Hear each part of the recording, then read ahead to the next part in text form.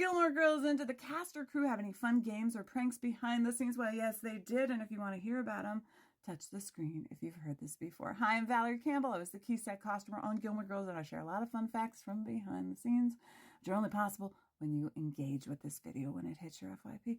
Let me know in the comments which one of these games or pranks you would have participated in. Now, Gilmore Girls was known for doing a lot of takes, and whenever we worked with a specific director, and also was doing a long walk and talk in the middle of town, the crew was proactive and decided to guess how many takes it would take us to film that scene. They would hand out playing cards. Those playing cards would be assigned a number that would correlate to how many takes we would be filming. Now, the only problem with this game is whenever we got close to printing and having a perfect take, someone, probably the person that had the very next number or a number higher up, would purposely cough or make noise or drop something so that we would have to do another take. And the longest episode of takes happened to be a Jamie Babbitt episode, and I think we did 36 takes.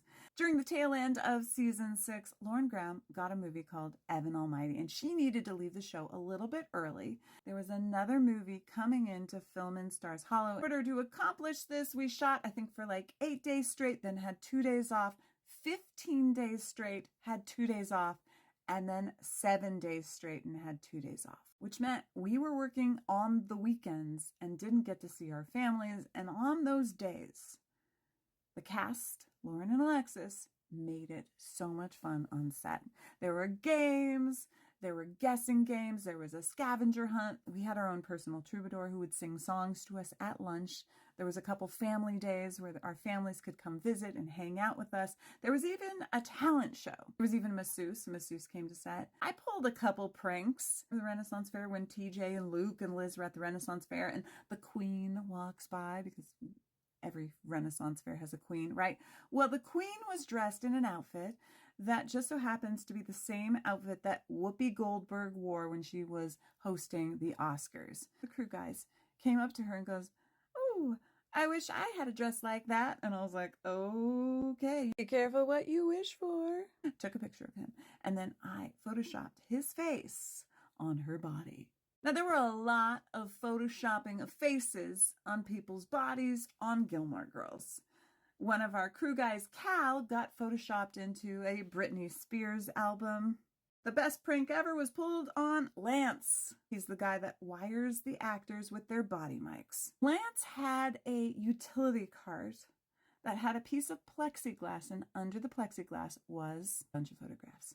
And all these photographs were Lance with other people. There was even the photo of like Melanie with her Emmy. I think there was a dollar bill under there. There was a bunch of random photographs of things that had happened behind the scenes. Zach sat in Lance's chair. He would get really annoyed.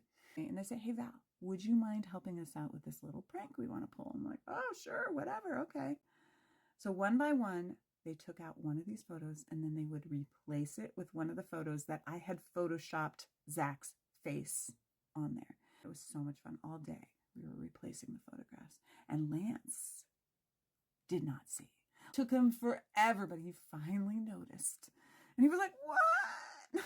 Did I ever get pranked on the set? Yes. Sally Struthers. Last day of filming, we were shooting the scene with the big giant tent. The one that Luke sewed in the middle of the night with everyone's raincoats, that one.